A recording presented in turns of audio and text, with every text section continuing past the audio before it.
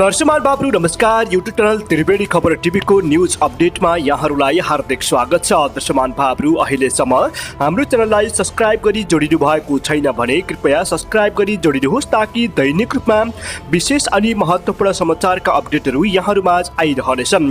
दर्शमान बाबु देश अनि विदेशका सयौं महत्त्वपूर्ण समाचारका अपडेटहरू केही मिनेटमै प्रस्तुत गर्दैछौँ। समाचारहरू सबै उत्तिकै महत्त्वपूर्ण छन्, त्यसैले समय अवधिभर हामीसँगै रहिरहनु होला। दर्शमान बाबु तपाईहरू कहाँदेखि हेर्दै हुनुहुन्छ? यदि नेपाल भए आफू बसेको जिल्ला अनि ठाउँको नाम, यदि विदेशबाट हेर्दै हुनुहुन्छ भने कुन देशबाट हेर्दै हुनुहुन्छ अनि हाम्रो भिडियो सामग्री के कस्तो लाग्छ? यदि भिडियो दैनिक रूपमा हेर्नुहुन्छ भने भिडियोको कमेन्ट बक्समा रेगुलर लेख्नुहोला।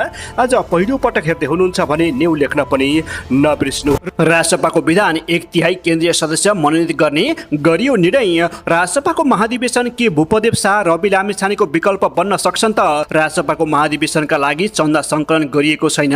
राजसभाका नेता मनिष झाको भनाई, बाँधेर हुन्छ कि थुनेर हुन्छ ती फाइल खोल्न लगाएर ठूला माछाहरूलाई कारबाही गरियोस्। राप्रपाका नेता ज्ञानेन्द्र शाहीको भनाई, महाधिवेशन पछाडि सरकार र पार्टीको काम गर्ने रफ्तार बढ्छ। नतिजाको प्रतीक्षा गर्न राजसभाका महामन्त्री कविन्द्र बुर्लाकोटीको अनुरोध। आफ्नै श्रीमती र छोराद्वारा शाहीको गरियो हत्या, आमा र छोरा परि पक्राउ। खुट्टा भाँच्ने अभिव्यक्तिदेखि बहुवर्षीय बजेटसम्म कस्तो रह्यो त लम्सालको सुरुवाती इलिनियम। राजसभाको महाधिवेशनमा रविको विकल्प भूपदेव शाह सभापतिमा उठ्ने हुन् त के हो त वास्तविकता? यस विषयमा विशेष जानकारी। सहकारी आन्दोलनले महिला सशक्तिकरणमा महत्त्वपूर्ण भूमिका खेलेको छ।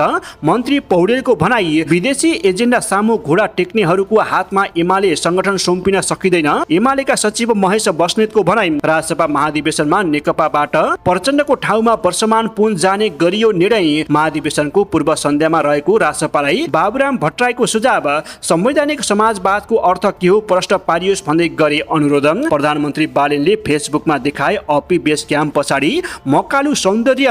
हिमेश पन्त राष्ट्रिय स्वतन्त्र पार्टीको केन्द्रीय सदस्यमा लड्ने गरे घोषणा। पूर्व सूचना बिना राति जिल्ला प्रहरी परिषद पुगे गृहमन्त्री सुदन गुरुङ, उद्देश्य बारे गरियो चर्चा। सातै प्रदेशमा ब्लू बस सञ्चालन गर्ने सरकारले गर्यो निर्णय। राजसभा महाधिवेशनको सुरक्षा तयारी, आवश्यक परि एपीएफ र सेना पनि निस्कन सक्ने सरकारले गर्यो निर्णय। ओलीलाई आमन्त्रण गरेको राजसभा महाधिवेशनमा केपी शर्मा ओलीले पठाए प्रदीप ग्यावालीलाई। राजसभा महाधिवेशनको हल भाडा 13,50,000, 1,087 जना सुरक्षाकर्मी गरियो परिचालन। राजसभामा विद्युतीय मतदान हुने, विदेशबाट पनि मतदान गर्न मिल्ने, पदाधिकारी कसरी चुनिन्छ त? यस विषयमा विशेष जानकारी। राजसभाको महाधिवेशनमा मत खसाल्ने प्रतिनिधि 4,210 जना, 50 युनिट भन्दा बढी विद्युत ऊर्जा प्रयोग गर्दा कर लगाउने निर्णयबाट पछाडि हट्यो बालेन सरकार। रविलाई प्रधानमन्त्री बन्ने कानुनी बाटो खुल्यो, अब मिलापत्र हुने मुद्दा मात्रै बाँकी रहेको गरियो घोषणा। महाधिवेशनमा बालेन र शाह समूह बढारिने भएपछि सभापतिलाई शक्तिशाली बनाएर मनोनित कोटा बढाउने बालेनको रणनीति।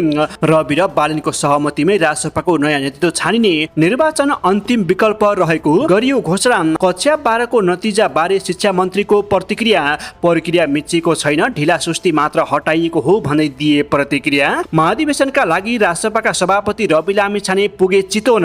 खैरो हिरोइन सहित 2 जना व्यक्ति ताप्लेजुङबाट परि पक्राउ। नवलपरासीमा बस र ट्रक ठोक्किँदा 1 महिलाको मृत्यु, 3 जना गम्भीर घाइते।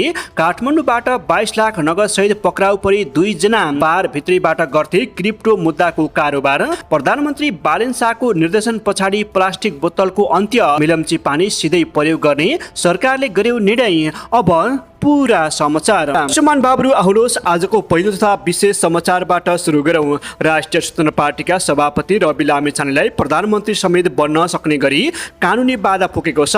4वटा अदालतले उनी विरुद्ध संगठित अपराध सम्बन्धी कसुर हटाउन अनुमति दिएका छन्। शुक्रबार जिल्ला अदालत काठमाडौँले संगठित अपराध सम्बन्धी कसुर हटाउन आदेश दिएको छ। यस अगाडि उनलाई 16 लक्ष्मी सहकारी ठगीको अभियोग दर्ता गर्दा संगठित अपराधको कसुर पनि लगाइएको थियो। पोखराको सूर्यदर्शन सहकारी ठगीमा भने उनी 3वटा कसुरमा प्रतिवादी बनाइएको थियो। सहकारी ठगी, संगठित अपराध र सम्पत्ति शुद्धिकरणको कसुरमा प्रतिवादी बनाइएको हो।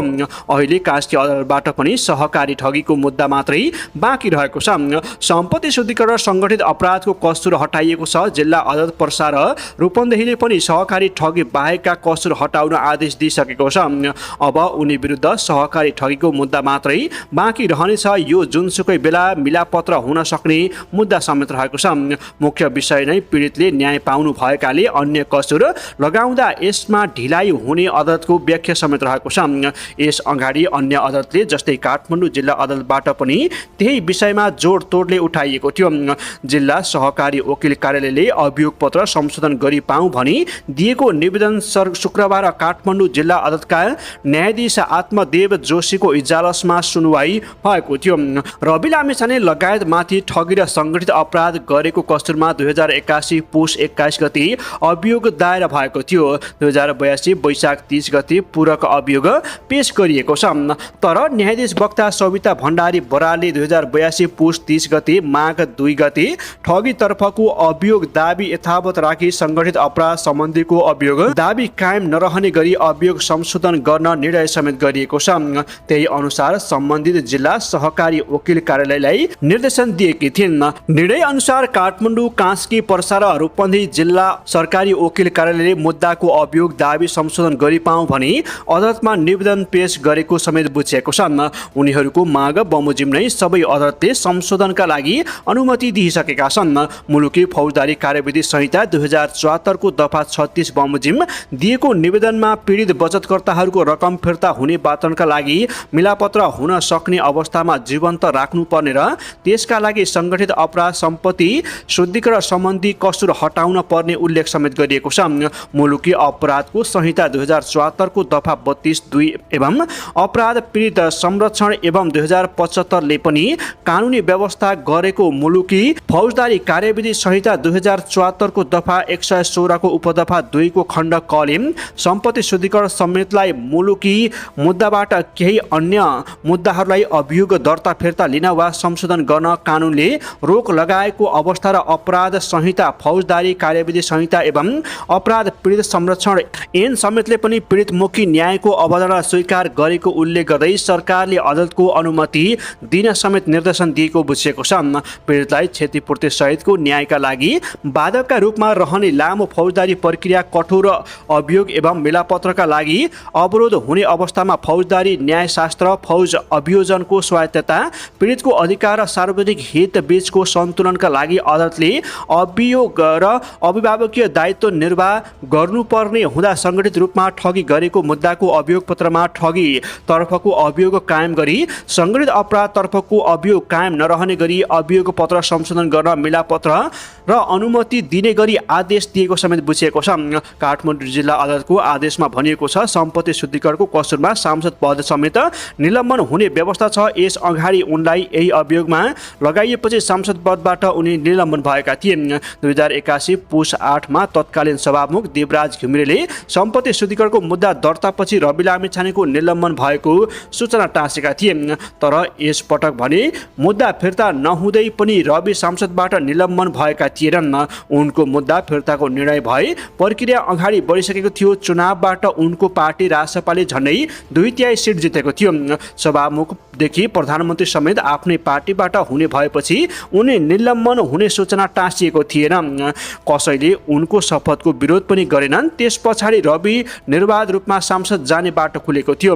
राजसभाकै वरिष्ठ नेता बालेन शाहको नेतृत्वमा सरकार बनेपछि उनको मुद्दा फिर्ताले गति लियो र शुक्रबार सबै अदालतले अभियोग संशोधन गर्दै मुद्दा फिर्ता गरिसकेको छ।